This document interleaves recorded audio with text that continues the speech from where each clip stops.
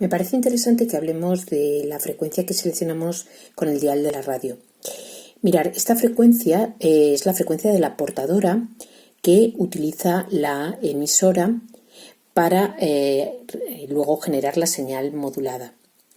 Esta frecuencia tiene que ser diferente para cada emisora de radio y esta frecuencia tiene que ser autorizada por el gobierno para cada emisora de radio, porque si dos emisoras de radio emitieran en la misma frecuencia, se pisarían la emisión, por decirlo de alguna manera. La emisión de radio y de televisión, como veis aquí, se agrupa en bandas de frecuencia. Mirar, estas bandas, la VLF, que son las siglas en inglés de Very Low Frequency, es decir, muy baja frecuencia, se utiliza para la navegación marítima, para las comunicaciones entre barcos y de los barcos con las torres de vigilancia. La frecuencia que utilizan va de 3 a 30 kHz, es decir, de 3.000 a 30.000 Hz, las bandas de frecuencia que utilizan. Luego tendríamos la low frequency, baja frecuencia, que se utilizaría también para la navegación marítima y aérea, para la comunicación de los aviones con las torres de control, etc. Tendríamos que la frecuencia va de los 30.000 a los 300.000 Hz o de los 30 a los 300 kHz.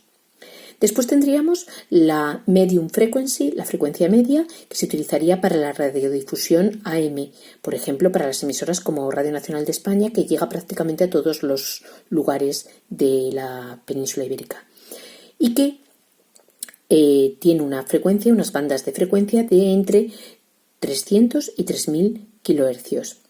Después tendríamos HF para la radiodifusión FM y para también antiguamente la televisión.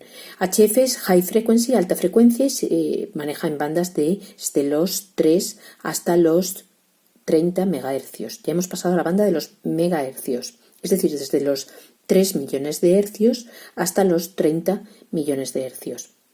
Después tendríamos la VHF, Very High Frequency, para la televisión y la radiodifusión en FM. Y tendríamos frecuencias desde 30 hasta 300 MHz.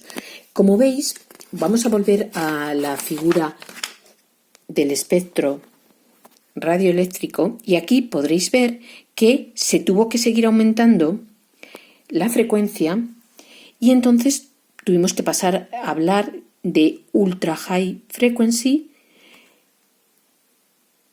para continuar aumentando la frecuencia a medida que era necesaria para las comunicaciones vía satélite, para las microondas terrestres que se utilizan en las comunicaciones móviles, ¿de acuerdo? Y comunicaciones, como os digo, vía satélite y ya más lejos las comunicaciones por fibra óptica.